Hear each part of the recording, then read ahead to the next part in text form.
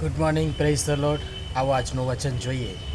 યહોવાએ જોયું કે કંઈ ઇન્સાફ નથી, એ તેની દ્રષ્ટિમાં માઠું લાગ્યું.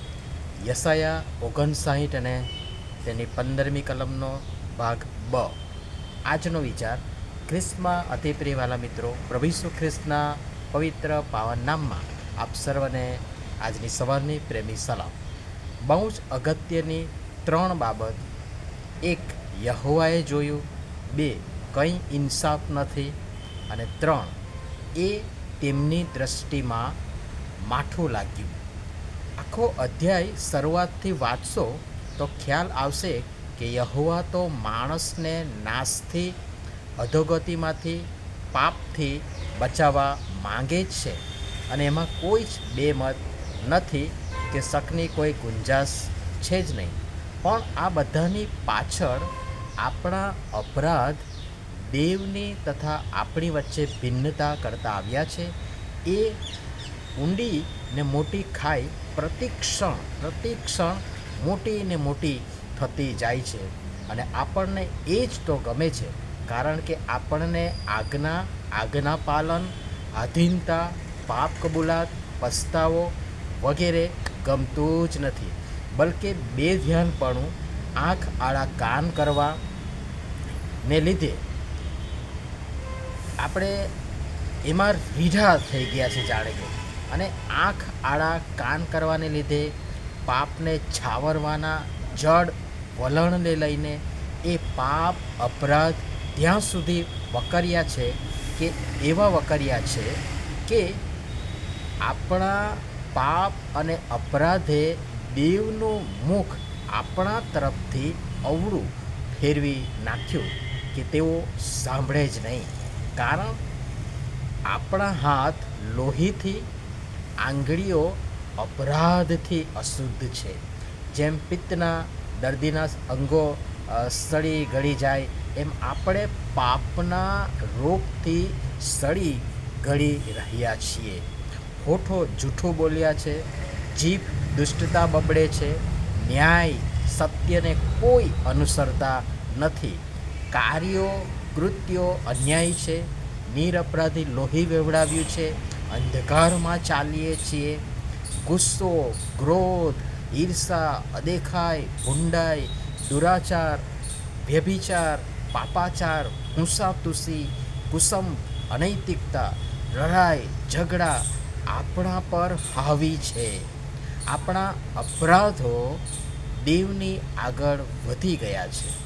દેવની વિરુદ્ધ અપરાધ કર્યો, દેવનો નકાર કર્યો, દેવની આજ્ઞાનું ઉલ્લંઘન કર્યું, ફિતૂર કર્યું, જૂઠી વાતો કરી, અહીંનું તહીં અને તહીંનું અહીં કર્યું, વગેરે વગેરે કેટલાય આપણા પાપ છે.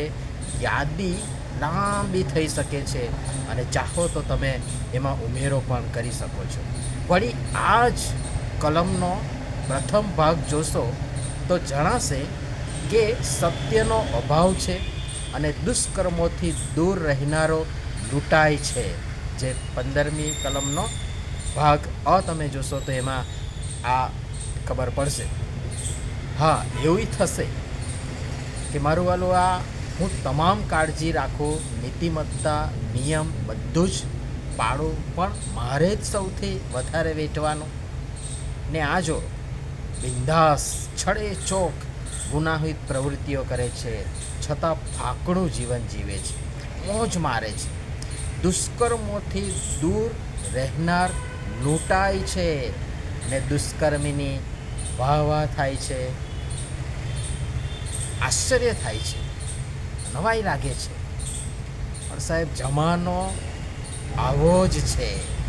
સાંપ્રત સમય બહુ ભયંકર છે. ભલભલાને ભોય ભેગા કરી નાશમાં ભંડારી દેતા વાર શેતાનને જરાય લાગતી નથી. અને માટે સમયવર્તી સાવધાન થઈ દેવનો માર્ગ જે મને, તમને, આપણને મળ્યો છે, એના પર પવિત્ર આત્મા દેવની નેગેબાની તથા દોરવણી હેઠળ ચાલીએ. ક્યાંક ભટકી જઈએ તો પુનઃસ્થાપિત થઈએ, ફરી આગળ વધીએ. પણ પાપ, અપરાધ તો છોડવા જ પડશે.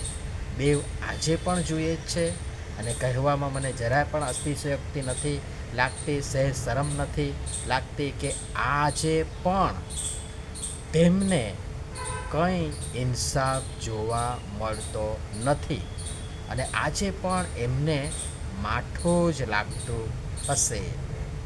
ઇન્સાફની આશા રાખીએ ને ઇન્સાફથી વર્તીએ, અન્યથા નાશ નિશ્ચિત છે જ.